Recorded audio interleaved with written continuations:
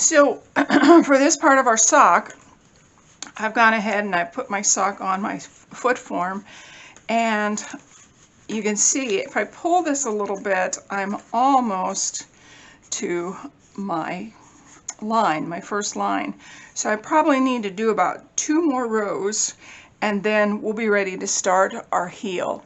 So I'm going to go ahead and make sure that it's just underneath the line. Ignore this top line, and you want it to be just underneath that line because you want it to have 10% negative ease, which means that your socks fit tighter. That also, there's 2 reasons for that. They look nicer, they feel nicer in a shoe, but also the heels don't wear out as fast when they're not flopping around rubbing against your shoe and your heel.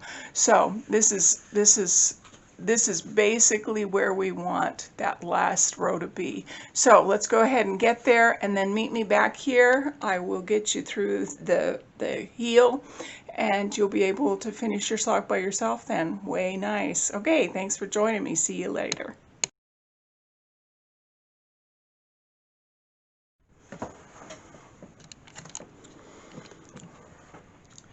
Okay, we're getting ready to turn the heel, and I have, on my knit side, I have knit across, and I am going to knit across to the last 2 stitches.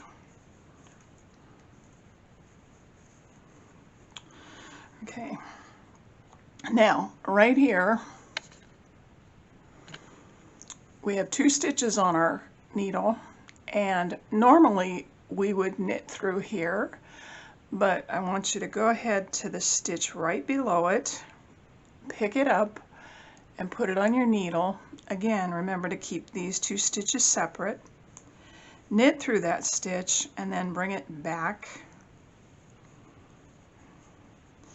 And my yarn is getting pretty worn, and the stitches are getting less defined because this is the 5th time I've had to do this. Somehow my camera is not working. All right, once we've done that, then we're going to turn it, and I will let you purl back clear to the other side. Okay, join me back here to do the purl stitch.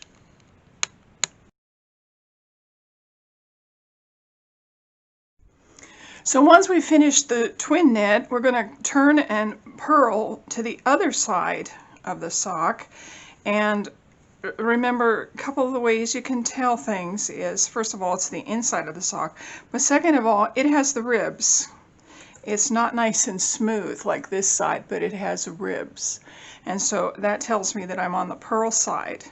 And I'm going to go ahead and purl, like I said, clear over to the other side and leave 2 stitches on my left-hand needle. Oh, let me fix that. I'm sorry. I dropped a stitch somehow. So there we go. I got it. Remember, you can always take your mouse and click in the middle of a video to get it to stop, and pause while you go ahead and catch up.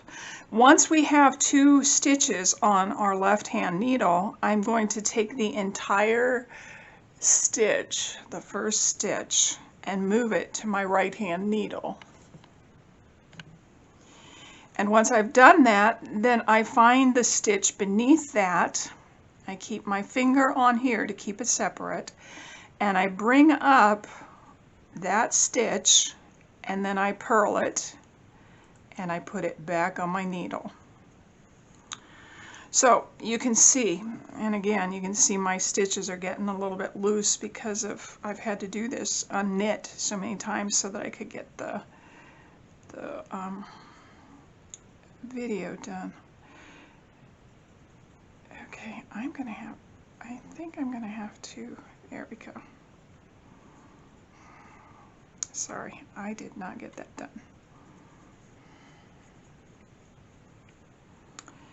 Okay, I'm going to have to stop because I'm dropping. Once you get this part finished, go ahead and turn your work and knit clear back. Leave 1 stitch before that twin stitch.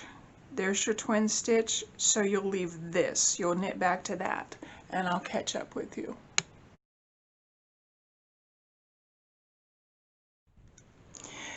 So your last segment should have been a purl, and when you turn it over, we'll count them, and we'll see that we have a single and then 7 doubles. 1, 2, 3, 4, 5, 6, 7 on the right needle, and on the left we have a single, 1, 2, 3, 4, 5, 6, 7 doubles, and then in the middle that have not doubled should be 8. 2, 4, 6, 8.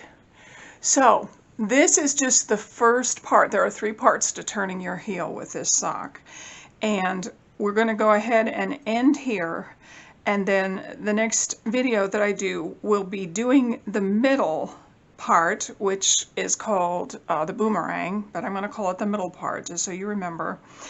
And then we will go on to the second video after this one, and we will finish the second half of the heel. You can already see this is starting to turn. It's starting to turn up, and so this will be where your heel is. So join me back. I'm hoping that I figure out the glitches in my computer, and my video camera, so that we don't have to wait so long between videos.